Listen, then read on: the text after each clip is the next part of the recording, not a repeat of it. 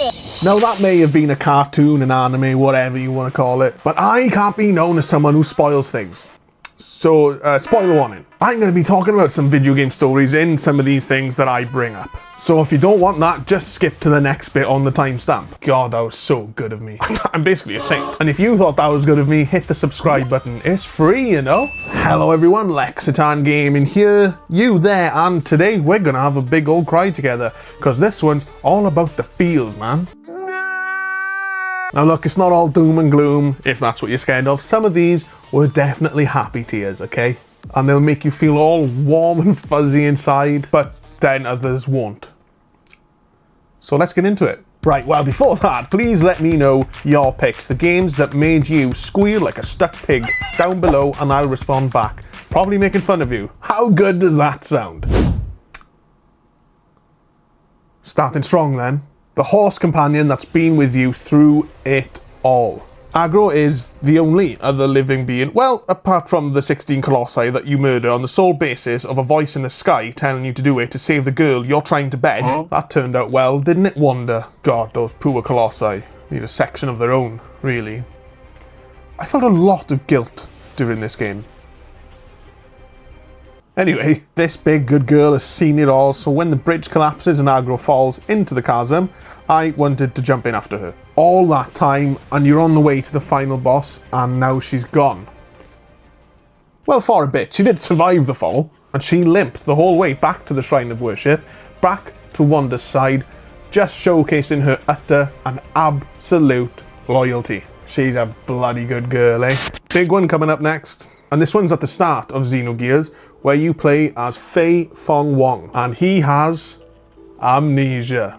You can almost smell the JRPG coming off the screen, can't you? Basically what happens is the city that Fei now resides in, after getting the amnesia, Land Village, it's under attack. He's fighting alongside his friends, trying to save his home, but it's no use, because what he's actually fighting are huge mechs, also known as gears. Do you get it? I believe I know what you are saying. Fei obviously sees all this happening, and a mysterious gear is just there for the taking, so he gets in it to fight off the gears destroying his home. You know, fight fire with fire. That always works. No, I mean, I get where he was coming from, obviously. I might have even done the same, but the bit that comes up next is what puts a lump in your throat. Fei, for a reason unknown at this point in the story, loses it completely, while defending his village, his friends, the people he probably considered family. He lost control, went berserk, and destroyed it all himself. Poor brother can't catch a break. Liking the list so far? Let me know by hitting the like button down below, and we'll probably do a part 2, because there's plenty more stuff that we can talk about, so just, yeah, like the video. Okay, next up, it's Final Fantasy, and yeah, I know, I had to go with 10. But I could have gone with any of the others, to be honest. Off the top of my head, 6. For when Celeste tries to end her own life. After Cid's death and the world's destruction. Only to survive the fall, finding Locke's bandana and carrying on with the journey. Very sad, very emotional, and then it ends up quite nice, doesn't it? 7 had some bright spots, but they're all blackened by Sephiroth plunging a sword through Aerith's back and then laughing at you for being sad about it. Or for not believing you're sad. Weird bloke. Weird bloke. And there's 9. Vivi's story, I can't talk about it much. I'm not putting myself through that again. But the whole of Final Fantasy X was a roller coaster of emotions for me personally. Battling my first big bout with depression at the time, everything felt like it was going wrong, but I had this game there with me. And that ending. Why did you have to do it to be Square? Yeah, Tidus going away and being with his dad at the end after literally just eviscerating him was poetic, in my opinion. And then you got the real ending. If you do everything in Final Fantasy X-2, shut up, that's what I'm calling it now. Then Tidus comes back to be with Yuna, his true love from the first game. Feels. Now, I haven't experienced the full length of the sadness that Red Dead Redemption 2 brings, because I've only put about 20 hours or so into the game myself. But, actually before the but, I just didn't get hooked. I know what you're thinking. I know what you're thinking. I just didn't get hooked to the game. That's not my fault. leave it out, okay? But what I did experience was the missus playing through and adoring this game until Arthur's death. The main protagonist, the character you play as, does die before the ending of this game. He's a complex character with many flaws, but he does end up being a fan favourite. A loyal outlaw in the fading days of the Wild West, and would often get his hands dirty for his leader, Dutch. And for that, he got stung badly, contracting TB from someone he beat to a bloody pulp.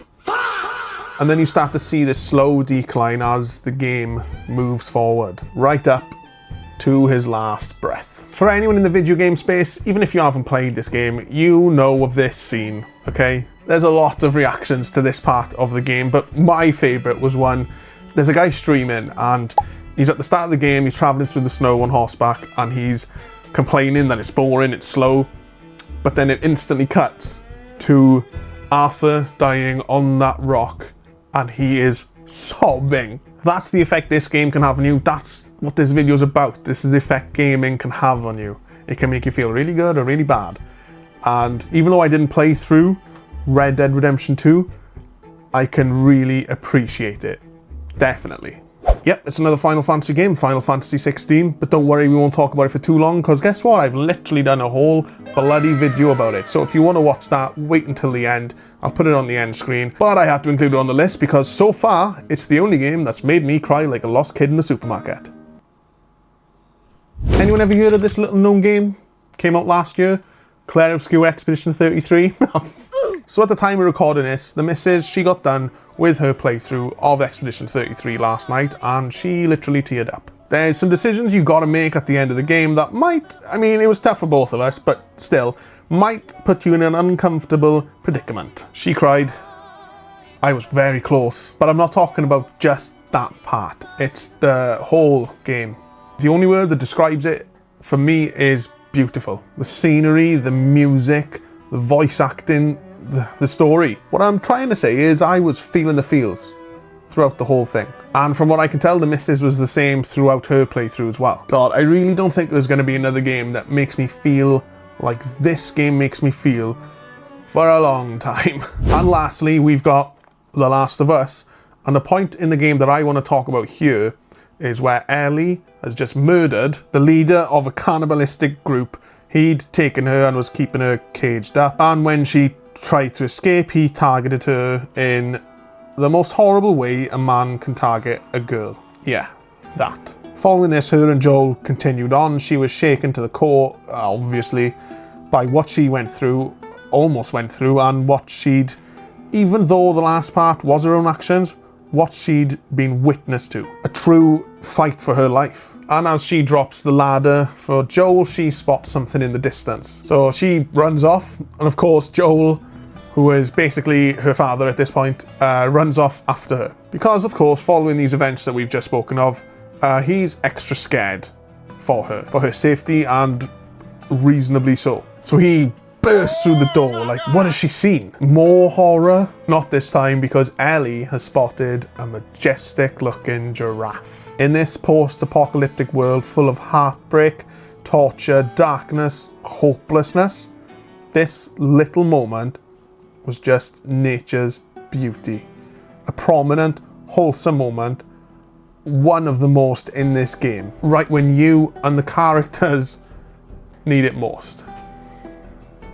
Cheers. And let's bring it up. Hey, that video I spoke about where I cried like a little baby is on the screen. Go click on that now. It's somewhere. I don't know which way it is. It's somewhere.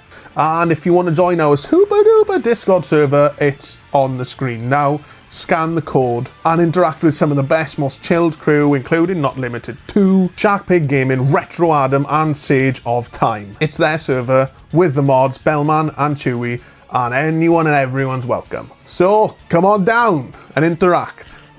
We don't bite. I promise.